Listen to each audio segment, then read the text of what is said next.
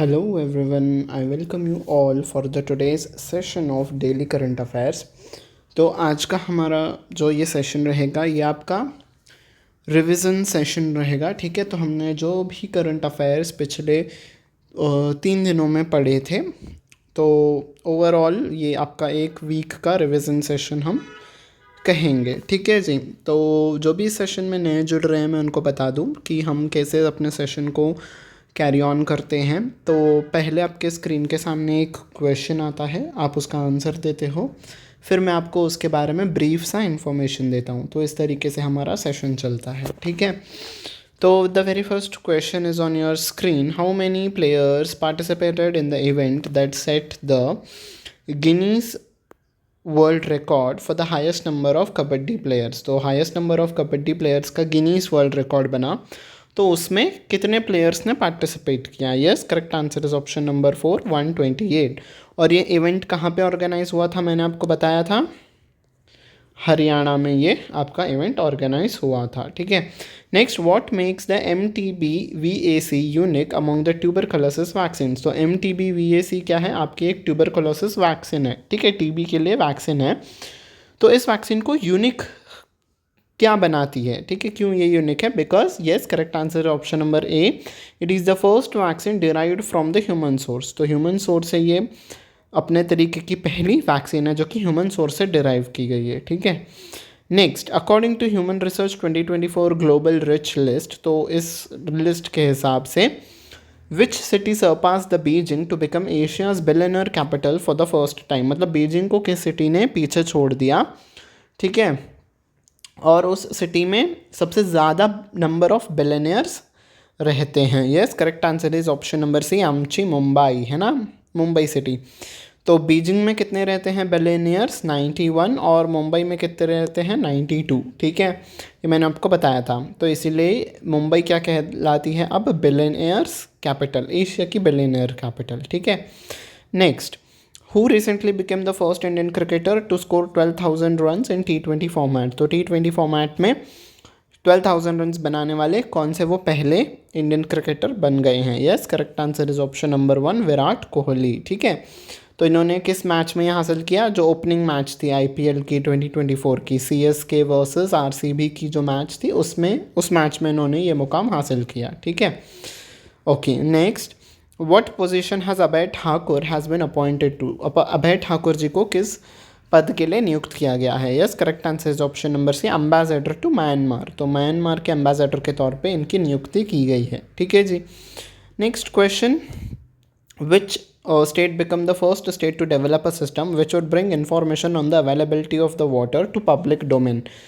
तो कौन सा है वो राज्य जो कि अपने तरीके का पहला राज्य बन गया है जो कि वाटर से रिलेटेड इन्फॉर्मेशन देगा कि किस रीजन में कितना पानी है, किस रिजर्वर में कितना पानी बचा हुआ है, ठीक है, कहाँ पे पानी की उपलब्धि है, तो वो कौन सा राज्य बनेगा? Yes, correct answer is option number 1, Rajasthan. ठीक है जी, तो यस, नेक्स्ट क्वेश्चन की तरफ मूव करते हैं। Which countries athletes are not allowed to participate in the parade of nations at the opening ceremony of Paris games. तो पेरिस ओलंपिक्स होगा 2024 में ही होगा, उसकी जो ओपनिंग सेरेमनी होती है, ठीक है, जैसे कि हमने कहा था कि फ्लैग बेरर्स होते हैं, वो टीम को लीड करते हैं। इंडिया से कौन रहेगा फ्लैग बेरर 2024 ओलंपिक्स के लिए? शरद कमल। ठीक है, और वो कौन है? टेनिस प्लेयर है। ठीक है, तो शरद कमल हमारे फ्लैग बेरर होंगे। तो वैसे ही रशिया, पहले इसका आंसर बता दो कि कौन से हैं वो 2 कंट्रीज जिसको पार्टिसिपेट नहीं करा दिया जाएगा ओपनिंग सेरेमनी में। Yes, correct answer is Russian and Belarusian athletes. तो रशिया के जो एथलीट्स हैं और जो बेलारूस के एथलीट्स हैं, बेलारूस भी कंट्री है, रशिया की नेबरिंग कंट्री है। ठीक है, क्यों उन्हें पार्टिसिपेट नहीं किया जाएगा? बिकॉज रशिया जो है वो यूक्रेन के ऊपर ऐसा माना जाता है कि वो वॉर क्राइम्स कर रहा है, वॉर कर रहा है, तो उसके लिए रशिया को पार्टिसिपेट करने नहीं दिया जाएगा। और बेलारूस को क्यों नहीं कराने दिया जाएगा? बिकॉज बेलारूस जो है वो रशिया को सपोर्ट करता है। ठीक है, और नेबरिंग कंट्री भी है रशिया की, तो इसीलिए इन दोनों कंट्रीज़ के एथलीट्स को पार्टिसिपेट ओपनिंग सेरेमनी में नहीं कराने दिया जाएगा, और उनको अपने कंट्री के बैनर के तहत भी खेलने नहीं दिया जाएगा। ठीक है, उनका करियर सफ़र ना हो इसीलिए एज एन इंडिविजुअल प्लेयर उनको खेलने दिया जाएगा। ठीक है, अगर वो जीतेंगे तो उनके कंट्री से, उनका कंट्री का जो झंडा होता है वो फहराया नहीं जाएगा, उनके कंट्री का नेशनल एंथम नहीं चलाया जाएगा, ठीक है। एज एन इंडिविजुअल उनको मेडल दे दिया जाएगा, ठीक है। तो ये थी पूरी news. Next question, name the what is the name of the digital payment product set to be introduced by Citibank in India in Q2। तो सिटी बैंक के द्वारा कौन सा है वो डिजिटल प्रोडक्ट जो कि लॉन्च किया जाएगा सिटी बैंक के द्वारा Q2 में, सेकेंड क्वार्टर में, और ये 2024 के सेकेंड क्वार्टर में, ठीक है। Yes, correct answer is option number 3, spring city. तो स्प्रिंग सिटी के नाम से एक डिजिटल प्रोडक्ट लॉन्च किया जाएगा सिटी बैंक के द्वारा, ठीक है। Next question, what was the growth rate of gross domestic tax collection for the financial year 2024। तो 2024 के लिए direct tax collection, gross direct collection कितना रहा, ठीक है। ये आपका क्वेश्चन होमवर्क में रखेंगे हम। एक तो एटलीस्ट 4 क्वेश्चन रहे जो कि आप खुद से आंसर करो। तो मुझे कमेंट सेक्शन में बताना, अगर आपको याद नहीं है तो इस सेशन को फिर से देखना या फिर सर्च कर लेना गूगल पे और आंसर मुझे बताना, ठीक है। जब खुद से आप सर्च करोगे ना तो आपको पता चलेगा कि आपको आंसर याद रहेगा लंबे समय तक, ठीक है। तो पहली हमारी स्लाइड जो है, हमारी पहली पीपीटी वो हो चुकी है। अब मैं सेकेंड पीपीटी को अपलोड कर रहा हूँ, जस्ट अ मिनट। ओके, तो सेकेंड पीपीटी लग गई। तो क्या है question, next question, Michael Talagrand awarded the 2024 dash prize. तो माइकल टेलेग्रैंड को कौन सा अवार्ड दिया गया है 2024 के लिए। Yes, correct answer is option number 5, Abel. तो उनको एबेल प्राइज़ दिया गया है। एबेल प्राइज़ को मैथमेटिक्स के फील्ड में जो भी अच्छा काम करते हैं, सराहनीय काम करते हैं, उनको दिया जाता है। और एबेल प्राइज़ को मैथमेटिक्स का नोबेल प्राइज़ भी माना जाता है, ठीक है। तो जो नोबेल प्राइज़ जो आपका यूजुअली होता है उसमें आपको मैथमेटिक्स के फील्ड के लिए नहीं दिया जाता है नोबेल प्राइज़, तो इसीलिए ये अलग से प्राइज़ दिया जाता है और अलग ही इंस्टीट्यूट है जो कि ये आपको प्रदान करता है एबेल प्राइज़, ठीक है। जस्ट फॉर द नेम से किसे नोबेल प्राइज़ ऑफ मैथमेटिक्स कहा जाता है, ठीक है जी। ओके, नेक्स्ट, फूल बहादुर जो है पहली मगही लैंग्वेज में लिखी गई नॉवेल है। उसको इंग्लिश में ओरिजिनली किसने लिखा था, जयंत पाटी जी ने। और उसको पब्लिश किस ईयर में किया गया था ये आपको बताना है, ठीक है। तो फूल बहादुर मगही नॉवेल है, उसको इंग्लिश में किसने लिखा था, जयंत पाटी जी ने। किस ईयर में पब्लिश हुआ, 1928। Option number 3 is the correct answer, ठीक है। Next question, dash has been named as Eveready's new brand ambassador. तो एवररेडी के जो न्यू ब्रांड एम्बेसडर हैं तो कौन चुने गए हैं एवररेडी के brand ambassador. Yes, correct answer is option number 5, Neeraj Chopra. Neeraj Chopra ji किस स्पोर्ट्स से रिलेटेड हैं, भाला फेंक यानी कि जैवलिन थ्रो से रिलेटेड है, ठीक है। Next, Basilio Diomaye Faye named as dash next president. तो बेसिलियो जी को किस देश का प्रेसिडेंट चुना गया है, correct answer is option number 4, Senegal. तो सेनेगल देश के ये अगले प्रेसिडेंट होंगे, ठीक है। Next, Luis Montenegro named as dash prime minister. तो लुइस मोंटानग्रो को किस कंट्री के प्रधानमंत्री के तौर पे चुना गया है, correct answer is option number 4, Portugal, ठीक है। पोर्चुगल का प्रधानमंत्री ये चुने गए हैं, ठीक है।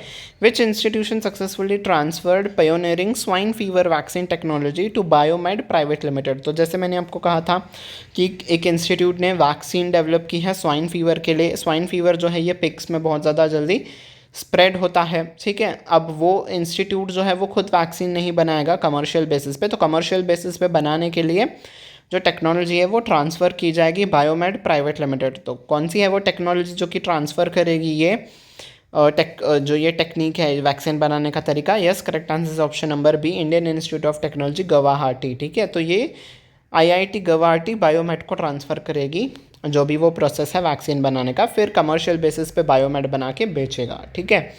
Next question, who has been recently appointed as the director in the Union Public Service Commission. तो UPSC के हाल ही में जो नए डायरेक्टर है उस किन्हें चुना गया है एज अ नए डायरेक्टर, ठीक है। तो 9 to 12 डायरेक्टर्स होते हैं, ठीक है।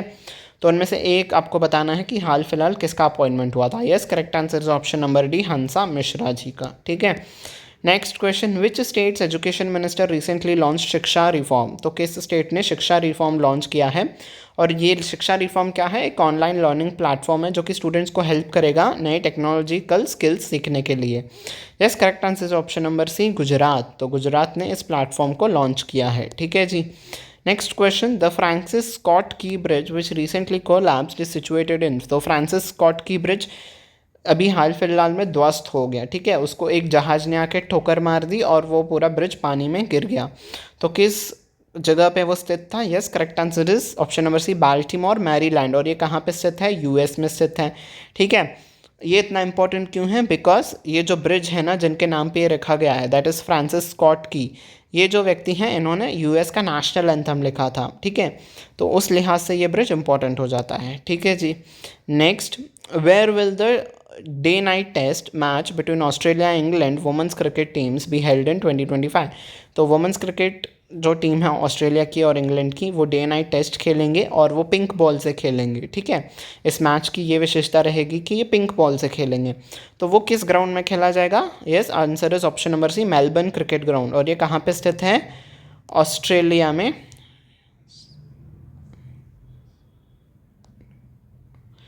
आपका ये ऑस्ट्रेलिया में स्थित है। ठीक है जी।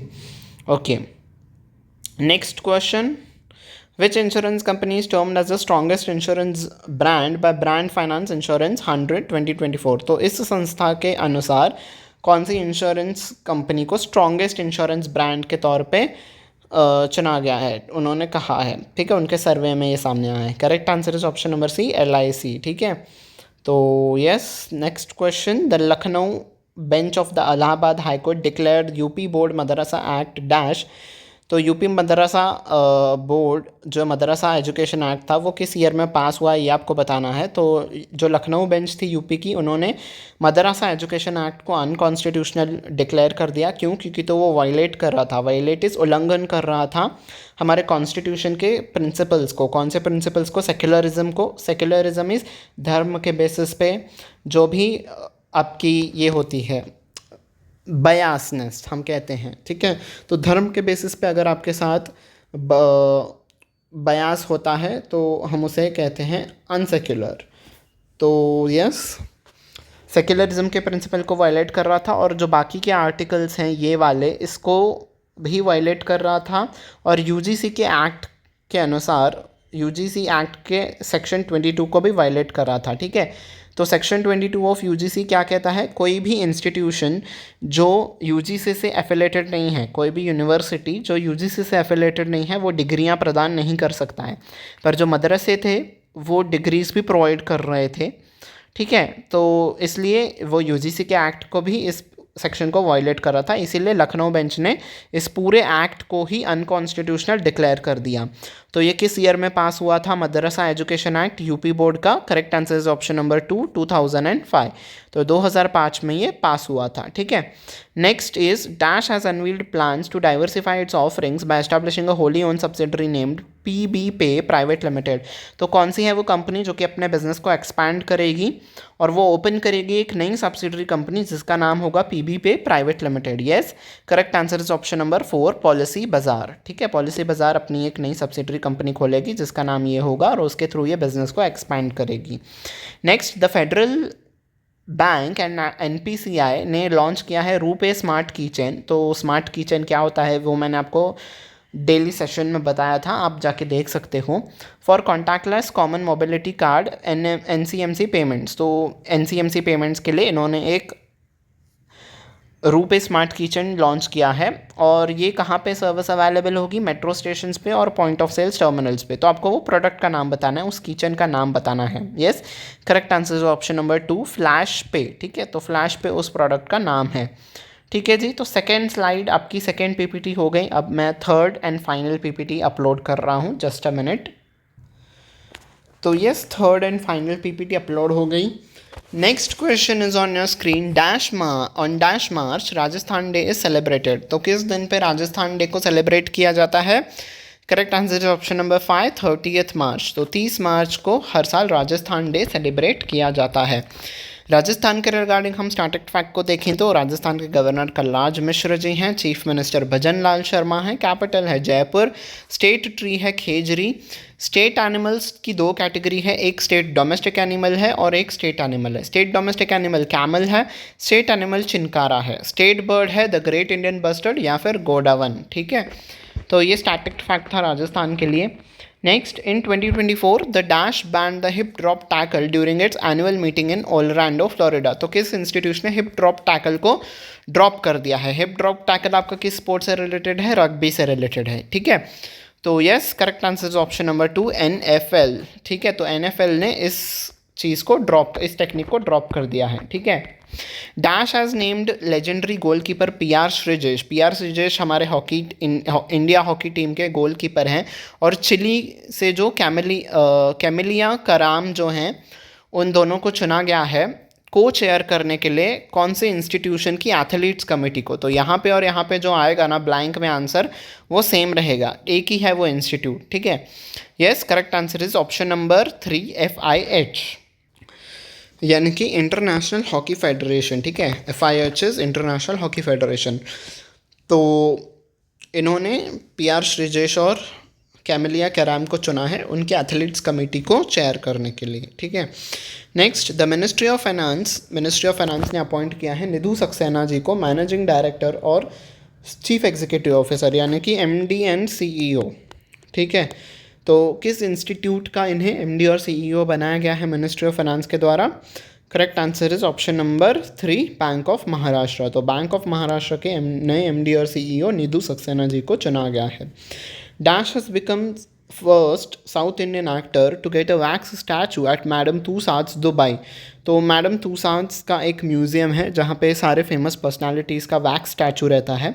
तो साउथ इंडिया के पहले एक्टर कौन हैं, बन गए हैं जिनका वैक्स स्टैचू इंस्टॉल किया जाएगा इस म्यूज़ियम में? Yes, correct answer is option number 1 Allu Arjun. ठीक है, अल्लू अर्जुन जी को ये उपलब्धि हासिल हुई है। ठीक है, who authored the book titled from a car shed to the corner room and beyond. तो इस किताब के ऑथर कौन है? Correct answer is option number C S Raman. S Raman कौन थे? आपके कैनरा बैंक के MD और CEO थे। ठीक है, ex MD एंड CEO। ठीक है, next, where is the world's first temple designed in the shape of sacred symbol Om. तो इस ओम के सिंबल के शेप में टेम्पल किस स्टेट में सिचुएटेड है? Correct answer is option number A Rajasthan. Rajasthan के आपका पाली डिस्ट्रिक्ट में ये स्थित है। ठीक है, next, which nation does the recently retired cricketer Obaiya represent. तो ओबैया जो हैं वो रिटायर ले चुके हैं इंटरनेशनल क्रिकेट से, तो ये किस कंट्री से बिलोंग करते थे? Yes, correct answer is option number B Kenya. इनका करियर कितने साल का था? 23 साल का इनका करियर था। ठीक है जी, next, which countries participated in the second edition of IMT trial act 2024 exercise. तो इस एक्सरसाइज में किन 3 कंट्रीज ने पार्टिसिपेट किया था? I stands for India, M stands for Mozambique, T stands for Tanzania। ठीक है, और ट्राई का मतलब होता है जिसमें 3 पार्टीज इन्वॉल्व हो, बाय का मतलब होता है जिसमें 2 पार्टीज इन्वॉल्व हो। ठीक है, तो ट्राईलैटरल, बाईलैटरल और ट्राईलैटरल। ठीक है, तो ट्राईलैटरल इज 3 कंट्रीज, तो ये तीनों कंट्रीज ने इस सेकेंड एडिशन में पार्टिसिपेट किया जिसका नाम था, ये इस एक्सरसाइज का नाम था IMT trial act 2024। Next, Rami Alkhathani, ये 27 ईयर की ओल्ड मॉडल हैं, ये फर्स्ट पार्टिसिपेंट होंगी अपने कंट्री से किस कॉन्टेस्ट में? इंटरनेशनल ब्यूटी पीजेंट इन मिस यूनिवर्स इवेंट। तो मिस यूनिवर्स जो होता है हर साल इवेंट, तो ये कंट्री पहले बार, यानी कि ये पहली बार पार्टिसिपेट कर रही हैं, पहली बार अपने कंट्री को रिप्रेजेंट कर रही हैं। मतलब इस कंट्री से पहले किसी ने भी इस कंपटीशन में भाग नहीं लिया था, ये पहली मॉडल होंगी जो अब रिप्रेजेंट करेंगे अपने कंट्री को। Yes, correct answer is option number 5 Saudi Arabia. तो सऊदी अरेबिया से ये पहली महिला बनेंगी जो कि इस कॉन्टेस्ट में पार्टिसिपेट करेंगी। ठीक है, which IPL team recently broke the record of highest ever total in IPL history. तो highest ever total IPL history का रिकॉर्ड किसने ब्रेक किया? सनराइजर्स हैदराबाद ने। किसको हराया? मुंबई इंडियंस को हराया। ठीक है, कितना टारगेट दिया उन्होंने? 277 का। इससे पहले ये रिकॉर्ड किसके नाम था? RCB के नाम था। आई थिंक इट वाज 263 शायद। ठीक है, पहले RCB के नाम था, अब ये SRH यानी कि सनराइजर्स हैदराबाद के नाम हो गया है। ठीक है, next question, which organisation connected the strategic Nimu Padam Darcha road in Ladakh. तो नीमू पदम और धरचा रोड जो है उसको किसने कनेक्ट किया है, किस ऑर्गेनाइजेशन ने कनेक्ट करवाया है। Yes, correct answer is option number 3, border roads organisation यानी कि BRO ने। ठीक है। Next question, which US states government signed a bill to restrict social media uses specifically for teenagers under age of 14। तो जो 14 वर्ष से छोटे बच्चे होंगे उनके लिए सोशल मीडिया यूज़ करना US के इस स्टेट में इलीगल हो जाएगा। ठीक है, तो वो यूज़ नहीं कर पाएंगे। कौन सा है वो state. Yes, correct answer is option number 3, Florida. तो फ्लोरिडा में जो बच्चे 14 साल से कम है वो सोशल मीडिया यूज़ नहीं कर पाएंगे, यानी कि वो अकाउंट भी क्रिएट नहीं कर पाएंगे अगर वो 14 वर्ष से छोटे हैं तो। ठीक है, वो बात अलग है कि वो झूठी एज बना के झूठा अकाउंट खोल सकते हैं। Axis bank introduce digital opening of $dollar fix deposits. तो एक्सिस बैंक ने $डॉलर यानी कि US की करेंसी में FD अकाउंट्स खोलने की फैसिलिटी दी है किन कस्टमर्स को। ठीक है, और वो कस्टमर्स कहाँ के सिर्फ होंगे, गिफ्ट सिटी। गिफ्ट सिटी कहाँ पे है आपका, गांधीनगर गुजरात में। ठीक है, तो गिफ्ट सिटी आपकी वहाँ पे स्थित है। तो वहाँ पे जो कस्टमर्स होंगे उनके लिए FD अकाउंट खोला जाएगा $डॉलर के करेंसी में। तो कौन से कैटेगरी ऑफ कस्टमर्स के लिए फैसिलिटी है, correct answer is option number 2, non resident Indians. ठीक है, NRIs के लिए है ये facility. Next question, the Reserve Bank of India recently granted the payment aggregator licences to which 2 entities. Payment aggregator कौन होता है, मैंने आपको पिछले सेशन में बताया था, कल के ही सेशन में, तो वो आप जाके देख सकते हो। ठीक है, तो RBI ने किन्हें लाइसेंस ग्रांट किया है for the payment aggregator, correct answer is option number 2, innovative payments और कॉन्सर्टो सॉफ्टवेयर को। ठीक है, नेक्स्ट, तो yes this was it for the today's session, I hope you have liked it. तो आज का ये सेशन आपका रिविज़न सेशन था। पिछले कुछ दिनों में हमने जो करंट अफेयर्स किया था उसका मैंने आपको कंपाइलेशन दिया। ठीक है, ये रिवीजन सेशन था। अगर आपको ये पसंद आया हो तो आप लाइक बटन पे प्रेस कर दीजिएगा, अपने बाकी के फ्रेंड्स के साथ भी शेयर करिएगा ताकि उनकी भी रिवीजन अच्छे से हो, और सब्सक्राइब बटन पे भी प्रेस करिएगा, बेल आइकन पे भी प्रेस करिएगा ताकि आने वाले क्लासेस की नोटिफिकेशन आपको टाइम टू टाइम मिलती रहे। ठीक है जी। सो मैंने सारे सेक्टर से न्यूज़ को लेने की कोशिश की, चाहे वो स्पोर्ट्स हो, अपॉइंटमेंट्स हो, बुक्स हो, टेक्नोलॉजी हो, तो सब कुछ मैंने इंक्लूड करने की कोशिश की। अगर आपको सेशन पसंद आया हो तो please don't forget to hit on the like button. ठीक है जी। So yes, this was it for the today's session. Until you meet next time, bye bye everyone and take care.